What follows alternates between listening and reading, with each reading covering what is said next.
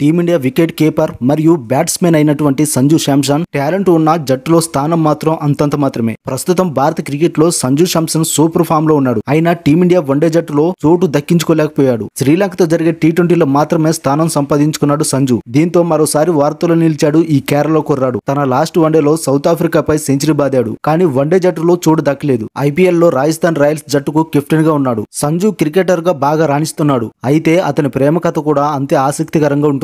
సంజు శాంసన్ భార్య చారులతది స్వస్థలం కేరళలోని తిరువనంతపురం. ఆమె వృత్తిరీత్యా యువ పారిశ్రామికవేత్త. అయితే చారులత అనే పారిశ్రామికవేత్త క్రికెటర్ అయిన సంజు శాంసన్ ని ఎలా కలిశారు, వీరిద్దరి మధ్య ప్రేమ ఎలా చిగురించింది, అసలు మతాలు వేరైనా వీరు తమ ప్రేమను ఎలా జయించారు, వీరి లవ్ స్టోరీ ఓ మధుర కావ్యంగా ఉంటుంది. చారులత సంజు శాంసన్ ఒకే కాలేజీలో చదువుకున్నారని చాలా తక్కువ మందికి తెలుసు. చారులతది తిరువనంతపురంలోని ఇవానియోస్ కాలేజీలో సైన్స్ విద్యార్థిని. సంజు అదే కాలేజీలో ఇంగ్లీష్ లిటరేచర్ లో BA చేశాడు. అయితే ఫేస్బుక్ ద్వారా చారులత సంజు పరిచయమయ్యారు. ఆపై పరిచయం ప్రేమగా మారింది. అయితే ఫేస్బుక్ రిక్వెస్ట్ ఎవరికి పంపారో తెలుసా? ఈ విషయాన్ని సంజు శాంసన్ ఒకసారి వెల్లడించారు. చారులతకు ఫ్రెండ్ రిక్వెస్ట్ పంపాడు. ఆ తర్వాత 22 ఆగస్టు 2013న ఆమెకు హాయ్ అంటూ మెసేజ్ పంపాడు. అది కూడా రాత్రి 11:11 ఆ తర్వాత ప్రేమ కథ ట్రాకులోకి వచ్చింది. సంజు శాంసన్ చారులతది 5 ఏళ్లుగా రిలేషన్షిప్ లో ఉన్నారు. ఆ తర్వాత ఇంట్లో పెద్దల్ని ఒప్పించి ఒకటయ్యారు. వీరిద్దరి వివాహం 22 డిసెంబర్ 2018న కోలాహలంగా జరిగింది. ముఖ్యమైన విషయం ఏమిటంటే సంజుది క్రిస్టియన్ కుటుంబం కాగా